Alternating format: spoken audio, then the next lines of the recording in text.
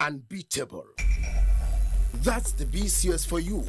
Yeah, BCOS TV. Oluyole 98.5 FM Ibadan. Agility 92.1 FM Ogbomosho. Okiogun 96.3 FM Alaga. For inquiries and patronage, please call Jam.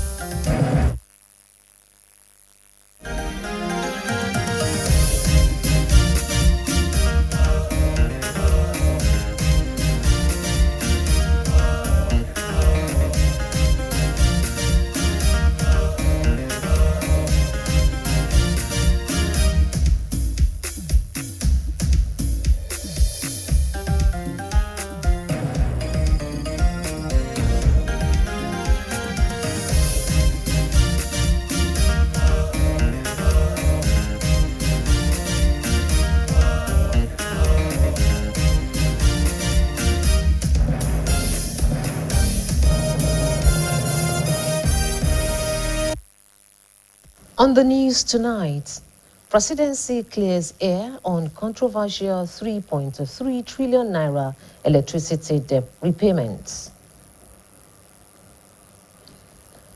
Defense headquarters confirms death of terrorist soldiers in Borno attack. Oyo government donates specialized vehicle to Nama of Ibadan Airport. Boats mishap kills 4 off northern France coast. Good evening and thank you for joining us on the news around the world. My name is Afolakemi Akonbi, and at the sign language corner, I have Korede Oluleye, and we sincerely apologize for bringing you the news around the world behind the shadow. Please do bear with us. The presidency has clarified that the controversy surrounding the 3.3 trillion naira legacy debt repayment plan approved by President Bola Tinubu, stating that the initiative is part of a structured reform to stabilize Nigeria's power sector and improve electricity supply.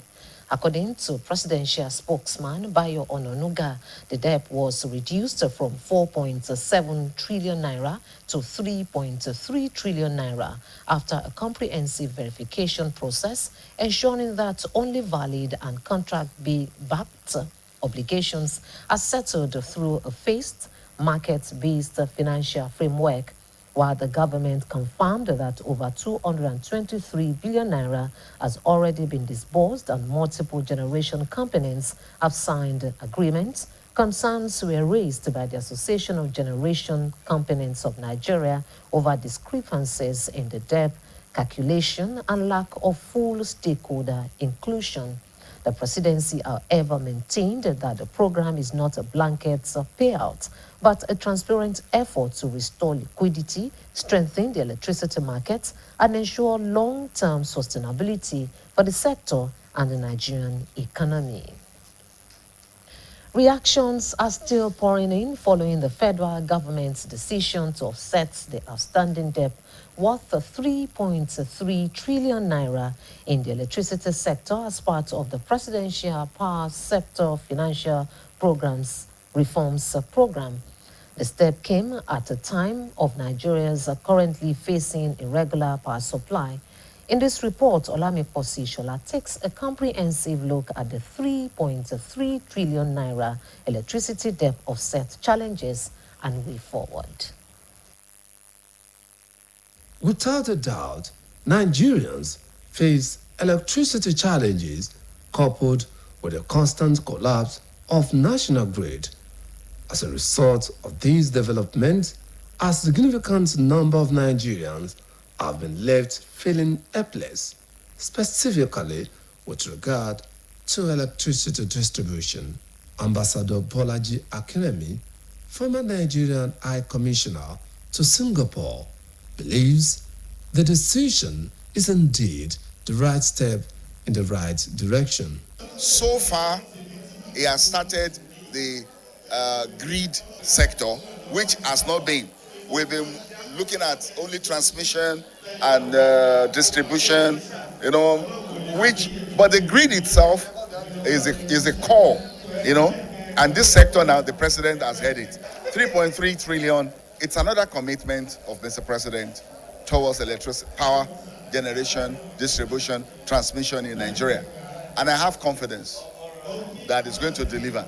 I have confidence, and this is going to transform Nigeria. Now we are struggling with about 6,000 kilowatts. Things are going to change tremendously. The issue we have is that there has been a lot of degeneration of this infrastructure, and it takes a long time for things like that to take shape. While some Nigerians applauded the move by the federal government, a former staff of the defunct NEPA, Comrade Sam Agbetuyi, called for proper investigation on the purported electricity debts. I don't believe that they were even owing the generation 6.8 trillion naira. For how many years? Because when Krikalio was there as the general secretary, he said it. NEPA has never been privatized. It was only distributed to them. The generating station even has ever even increased its production. And then let us even go and even see the gas, where they are even purchasing all the gas. Let them even bring the receipt for us to calculate all these things. I don't believe that they are going to, they are even owing them. You know, the other time when I said it, I said, those people said they were even owing them 6.8 trillion. They are thieves. And then those people, the person that who want to even pay, who said they want to pay, they are rogue. Let them even publish all the paper.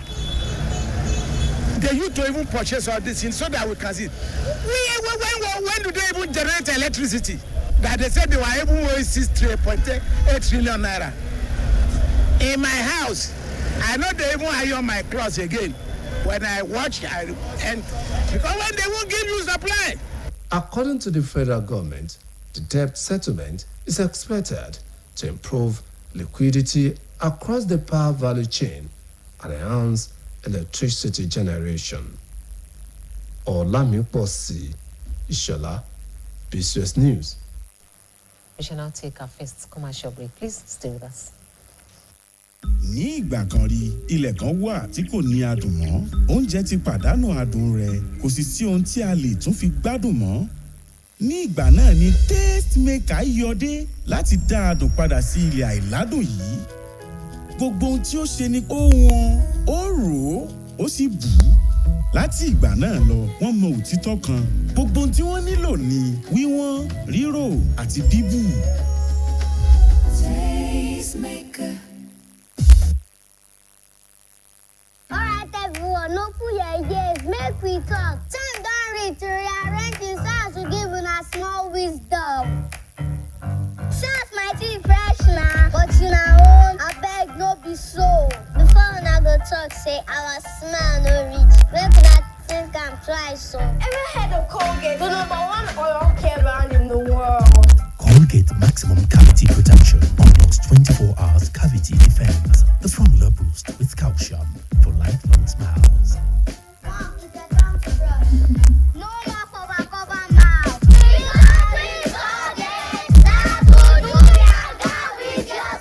Colgate for 24 hours maximum cavity protection.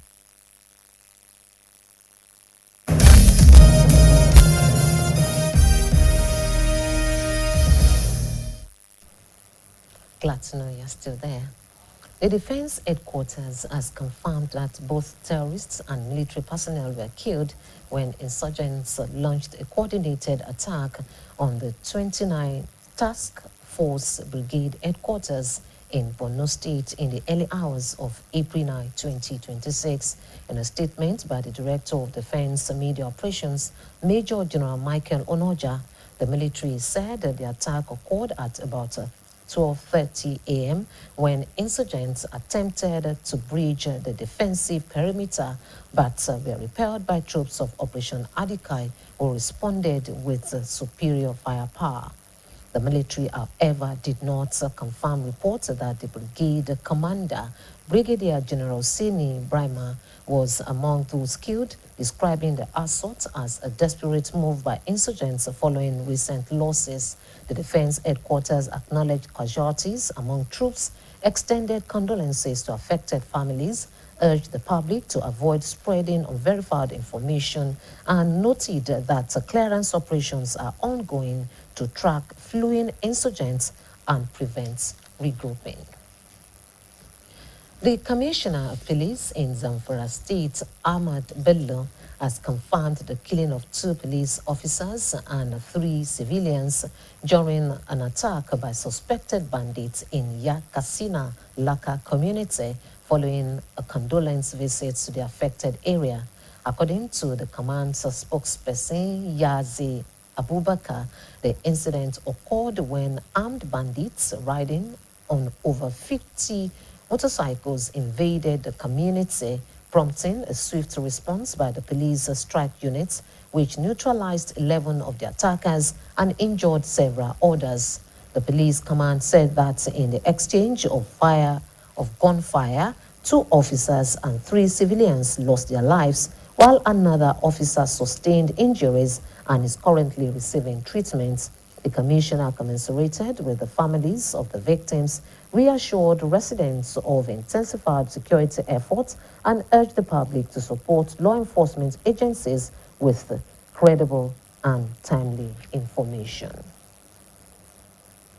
As Nigeria continues to grapple with a worsening wave of insecurity, incidents of banditry, kidnapping, terrorism, and other criminal activities persist across various regions of the country. This has prompted renewed calls on state governments to strengthen security outfits such as Amotekun Corps, vigilante groups, and other local security networks in a bid to find lasting solutions. In this report, BCOS reporter Benisola Adebayo examines the growing calls for self-defense and other strategic responses to a menace that is crippling the nation's economy and claiming the lives of innocent citizens. From the northeast to the northwest, as well as other parts of the Middle Belt and southern Nigeria, citizens continue to face threats to lives and property, raising serious concerns about national stability and economic growth. Recent incidents in Jos and other parts of the country have revealed a disturbing rise in coordinated attacks on churches, communities, highways, and even security formations, leaving scores dead, injured, or displaced. The increasing boldness of criminal elements has further heightened fear among residents, with many urging authorities to adopt more proactive and decisive measures to restore confidence in the nation's security architecture. A security expert who spoke with BCOS News, retired Captain Oladile Olasope, describing the insecurity as largely self-inflicted, attributing it to the proliferation of arms among herders and militant groups. This insecurity is self-caused. We caused it ourselves. Some people caused it. How can an ethnic group arm themselves, bring arms, AK-47, and they said they are using it to rear cows? An ethnic group armed, some other ethnic group, militants in Niger Delta, armed, then the Southwest unarmed. Okay, they said they formed Amotekun. Amotekun was not given the same firepower as the other people. And these people now, they now disperse them into forests all over the nation, the Southwest, the East, and all sorts of places like that. What is the idea? What are people doing in the forest? Are human beings supposed to be living in the forest? So when you see what is going on, it is a premeditated attempt for a particular heinous objective. He noted that while self-defense may appear necessary, it is not entirely effective on an individual basis. He, however, advocated for the empowerment of Amotekun Corps with more sophisticated weapons to replace the pump-action rifles currently in use, alongside the creation of additional local security outfits to combat the threat. There has to be vanguards, Amotekun, OPC. They need to be armed to combat them, and they need to have good communications. So wherever people see them moving, you contact our people to come and engage them. Also speaking, former chairman of the Nigerian Union of Journalists, Oyo State, Comrade Ademola Babalola, called on President Bola Tinubu to consider declaring a state of emergency on security. He urged the federal government to intensify efforts towards restoring peace, emphasizing that the primary responsibility of any government is the protection of lives and property. He also expressed support for the proposed establishment of state police. State police is something that all of us will embrace. And I'm happy that police hierarchy in this country, IGP, submitted a report on state policing to the federal government a few days ago. So it's a good thing that we are now moving towards that. It's long overdue. Because it's only people that are within a certain locality that can be able to ascertain and discover elements that could disrupt the peace of that setting or environment. So doing that now, giving us the state police, will ensure that people that matter, traditional rulers, community heads, with the state police officers and all other apparatus of government, be able to now work jointly to be able to pinpoint some flash points or some areas, some individuals, some tendencies that could, ruffle the peace of society. As Nigerian confronts this pressing challenge, stakeholders agreed that a holistic and sustained approach is essential. Beyond military interventions, inclusive governance, economic empowerment, and social justice remain critical to achieving lasting peace and security across the nation. Bimsola Adebayo, BCOS News. Another time out, please don't go away.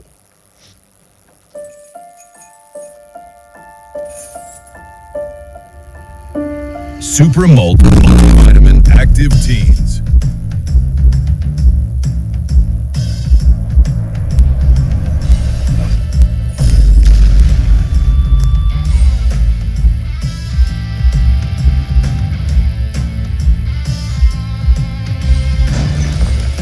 Super Multivitamin Active Teens. Shine on. Good, tasty food is worth living for. Worried about your oil every time you enjoy your favorite meal? Introducing Smart Balance. Smart Balance Rice Bran Oil is rich in Gamma Original. Golden Terra Smart Balance Oil reduces bad cholesterol.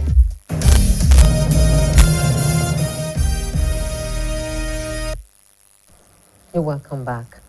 The leadership of Southwest Zonal Council of the Nigerian Union of Pensioners has formally commended Governor Seyi Makinde for his exceptional commitment to retirees' welfare, highlighting his historic sacrifice of personal salaries and the consistent monthly payment of pensions. This is contained in a statement jointly signed by the chairman, Southwest Zonal Council of NUP, Comrade Wahid Olojede, and the secretary, Comrade Sunday Akin. According to the statement, since assuming office in 2019, the administration has systematically cleared long-standing gratuities dating back to 2008, increasing monthly releases to a record of 6 billion naira as of February 2026 to settle inherited liabilities.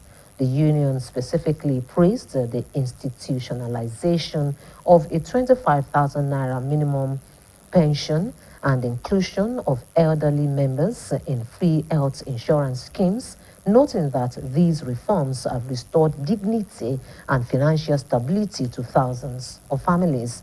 By restoring over 3,000 previously removed pensioners to the payroll and providing festive bonuses, The governor has set a new national benchmark for compassionate governance and elderly care in Nigeria. The Oyo State government has presented a fully equipped, specialized operational vehicle to the Nigerian Airspace Management Agency as part of its ongoing efforts to upgrade the Samuel Ladoke Akintola Airport Ibadan to international standards. The vehicle was handed over to the agency by the chairman of the Ladoke Akintola Airport Upgrade Committee, Mr. Bimbo Adekombi, on behalf of the state government. Details of the event held within the airport premises are presented by Governor's Office correspondent Olalekan Sulaiman. The work of Nigerian Airspace Management Agency, NAMA. I say a big thank you to the governor. Presenting the operational vehicle on behalf of the state government, the chairman of the Ladoke Akintola Airport Upgrade Committee, Mr. Bimbo Adekombi, said the vehicle, fitted with modern communication equipment, is expected to enhance airspace management and support critical aviation infrastructure at the airport. He added that the gesture underscores the government's commitment to the airport upgrade project, noting that while domestic flight operations have already commenced, construction work on the international terminal is also ongoing. Is a specialized vehicle. It's fully kitted. It's going to aid the Nigerian Airspace Management Agency, NAMA, and their work. They have a critical function to perform at the airport because they are the ones that grant access to the airside. And this vehicle will be speaking to the instrument landing system and all critical aviation infrastructure. Like it was said when the vehicle was being received by NAMA, this has never happened before that we know about. So this goes on to show the commitment, and we are still continuing. The airside is delivered, local flights ongoing, and we are committed to delivering the international terminal and for international operations to resume after the conclusion of the construction of the terminal. In his response, the NAMA manager, Mr. Gbenga Famoshipe, represented by Mr. Olumide Odutayo, commended the state government for the donation, noting that the vehicle will significantly enhance operational efficiency and safety. Thank you to the governor for this gesture because this is one of a kind that has happened to us. The representative of the governor has actually explained to us the essence of the vehicle. And I'm here on behalf of my airspace manager, Mr. Gbenga Famoshipe. We say thank you, we say big thank you to him because this will enhance our operations, running the runway, the tower, the equipment side, going up and down to make sure everything is intact so that people who are flying, as we know NAMA is for safety, they can be safe while flying. Accompanying Mr. Bimbo Adekombi was the secretary of the Ladoke Akintola Airport Upgrade Committee, Ms. Sheyi Akinbon Olalekan Sulaiman, BCOS News. The Otun Balogun Ariagbe of Ibadanland, Chief Folorunsho Ogunaike, has been invested as the 23rd president of the Ibadan Chamber of Commerce, Industry, Mines and Agriculture. Our reporter, Olamide Owolabi, who witnessed the event held in Ibadan, reports that dignitaries and family members of the new president were in attendance. Established in 1960, the Ibadan Chamber of Commerce, Industry, Mines and Agriculture is committed to promoting business growth and fostering strong economic relationships within and outside Nigeria. The investiture of Chief Folorunsho Ogunaike as the 23rd president of the chamber, alongside other executives, attracted dignitaries from across the country.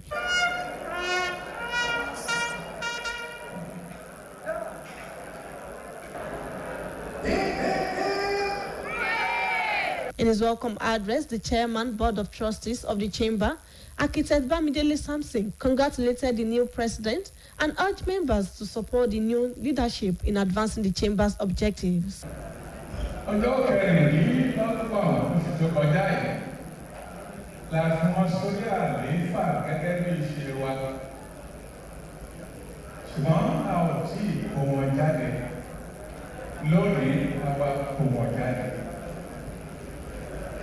Afẹ́ gbogbo àgbàlá ní bá wa sùúrù fún wọn. Speaking at the event, the chairman of the occasion and former deputy governor of Ogun State, Senator Sefiu Kaka, described Chief Ogunaike as a seasoned professional whose wealth of experience positions him well for the role. He also advised the new leadership to strengthen collaboration with government to enhance economic development. Call him a professor, you are not mistaken, because he sought knowledge, he gained knowledge, and easygoing. I'm sure during his tenure, the Chambers of Commerce and Industry will continue to remember this day that they've done the right thing. Delivering a lecture titled Government and Chambers of Commerce as Complementary Critical Drivers of the Economy, the Permanent Secretary, Ministry of Trade, Investment, Industry and Cooperatives, Mr. Olajide Mahmood, emphasized the need for synergy between governments and private sector players to ensure policies that support economic growth. Government formulates and implements policies. The chambers and other organized private sectors can come in, interrelate or relate with government agencies to see that policies that are being formulated are in the interest of the generality, in the corporate interest of the state economy or national economy. In his acceptance speech, the newly inaugurated president, Chief Folorunso Ogunaike, pledged to reposition the chamber by vitalizing non-performing trade groups and standing committees to make them more active, vibrant, and results-oriented. Our objective is to promote commerce in Ibadan, Oyo State, and Nigeria as a whole. We want to try our possible best to make sure the private sector boosts economy, to make sure people are gainfully employed. Try our possible best to liaise with the government of the day to get them trained in the area of agricultural production. Agricultural production is going to be our focus. Highlights of the event included cultural displays, a parade of honor by the Nigerian Red Cross, and the induction of new members into the chamber. The ceremony was attended by the State Commissioner for Trade, Investment, Industry and Cooperatives, Mr. Adeniyi Adebisi, the Commissioner for Environment and Natural Resources, Mr. Ademola Aderinto, traditional rulers including the Ose Olubadan, Oba Abiodun Koladaisi, and the Babaloja of Ibadan land, Alhaji Yekini Abbas. Olamide Owolabi, BCOS News. Another timeout, and after the break, we'll go over to our sports desk. You can be sure parasites are having a party in your system. Welcome to our new kingdom, guys! Comel, an effective weapon against malaria.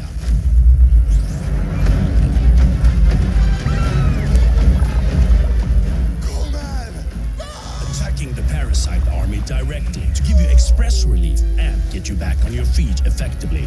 Comel on. Malaria gone. My skin is my identity, my strength. It's unique and deserves care made specially for me. New Nivea Radiant and Beauty Even Glow, enriched with 95% pure vitamin C and pulp extract. For visibly radiant and even-toned skin in just 2 weeks. New Nivea Radiant and Beauty Even Glow, for your shade of beautiful.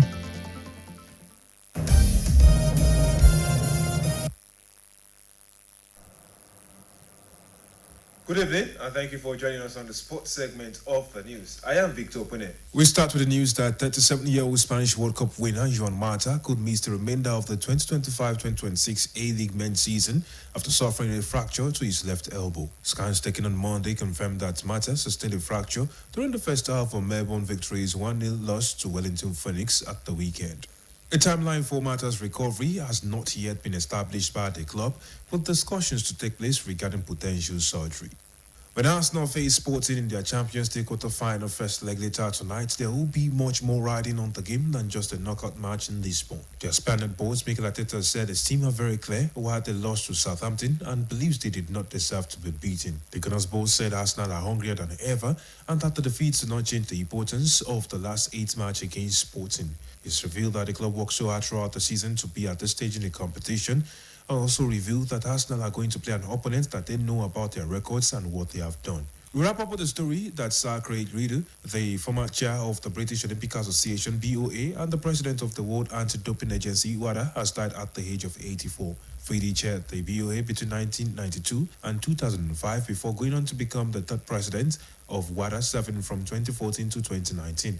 As BOA chair, he was part of London's successful bid for the 2012 Olympic and Paralympic Games and went on to serve as director of the organizing committee for the two events. He was also a member of the International Olympic Committee (IOC) Executive Board between 2009 and 2012 and as vice president between 2012 and 2016. In his own statement, Lord Sebastian Coe, the chair of the London 2012 Organizing Committee, has revealed that Reedy was the epitome of a gentleman. Reedy was an international badminton player representing Great Britain in the 1960s and subsequently led the Scottish Badminton Union. In 1981, he was elected International Badminton Federation president, where he led a successful campaign to include badminton at the 1992 Olympic Games in Barcelona. He presided over WADA during the revelation of state-sponsored doping by Russia, leading to the country's athletes being banned from competing under the national flag. Reedy was appointed commander of the British Empire (CBE) in 1999, knighted as a Knight Bachelor in 2006, and was later elevated to Knight Grand Cross. And with that, we have come to the end of the news from the ever-exciting world of sports. Thank you for joining. I am Victor Opone. Over to the main desk now for the rest of the news. Thank you, Victor. Now to foreign scene. 4 people have died off the coasts of northern France after attempting to board a boat to take them across the English Channel, local authorities have disclosed. Foreign desk editor Folashade Akintola compared story and others as presented by Khadijat Lawal. 2 men and 2 women died after they tried to board a water taxi and the current, which can be dangerous here, swept them away. The Pas-de-Calais prefecture said at a news conference, adding that the death toll was still provisional. 1 person was treated for hypothermia and had non-life-threatening injuries, and 37 others were taken to the hospital, he added. The boat continued its journey towards the UK, carrying around 30 people. Rescue efforts began as first lights this morning around 7:30 local time after the incident off the coast of Saint-Étienne-Homo, south of Boulogne-Sommet in Pas-de-Calais. The number of attempted crossings has risen in recent days due to the calm weather in the channel. Meanwhile, Mexican Army divers have rescued a miner from a flooded underground tunnel 2 weeks after he was forced trapped. Francisco Zapata Nejera, 42, was stuck 300 meters, that is 985 feet, below ground after an embankment collapsed at the gold mine in the northern Mexican state of Sinaloa. Video of the rescue shows him standing in waist-deep water, telling his rescuers that he never lost faith during his ordeal. The search continues for another miner who is still missing. 25 workers were inside the gold mine when the tailings dam, a structure which holds mining waste, burst on 25th of March. 21 managed to get out, but 4 were trapped. Jose Alejandro Castillo was rescued after 5 days underground, and another miner died, but it took rescuers a full 13 days to locate Francisco Zapata. Following more than 300 hours of searching, divers finally spotted the blinking of the miner's torchlight, which Zapata had turned on and off to alert them to his location. And lastly, new Israeli airstrikes have killed more people in southern Lebanon a day after 200 people died, as the bombardment raises further doubts over the fragile United States-Iran ceasefire that Tehran says includes Lebanon. Lebanon's national news agency reported today that an Israeli strike on the town of Abbasiyeh killed at least 7 people and wounded several others, with the total expected to rise. A wave of attacks by Israeli warplanes struck towns including Kafra, Jemaimeh, Safad al-Batik, Majdal Seom, and Der Anta near Kashmir Bridge. Artillery shelling damaged the town of Haris. Separately, the Lebanese army said in a statement that 4 of its soldiers were killed in Israeli strikes on Wednesday. The Israeli military said it carried out overnight strikes in Beirut. claiming the killing of Ali Yusuf Ashi, a close aide to Hezbollah leader Naim Qassem. Hezbollah has not commented on the claim. Israel also said it targeted crossings over the Litani River and what is described as Hezbollah infrastructure. Khadija Lawal, BCOS News. To end the news tonight, here again are the main points. The presidency has clarified the controversy surrounding the 3.3 trillion naira legacy debt repayment plan approved by President Bola Tinubu, stating that the initiative is part of a structured reform to stabilize Nigeria's power sector and improve electricity supply. The Defense Headquarters has confirmed that both terrorists and military personnel were killed when insurgents launched a coordinated attack on the 29th Task Force Brigade Headquarters in Borno State in the early hours of April 9, 2026. The Oyo State government has presented a fully equipped, specialized operational vehicle to the Nigerian Airspace Management Agency as part of its ongoing effort to upgrade the Samuel Ladoke Akitola Airport, Ibadan, to international standards. And on the foreign scene, 4 people have died off the coasts of northern France after attempting to board a boat to take them across the English Channel, local authorities have disclosed. Don't join hoodlums in threatening the peaceful coexistence of the country. It is only in an atmosphere of peace that development thrives. Thank you for watching. Good evening.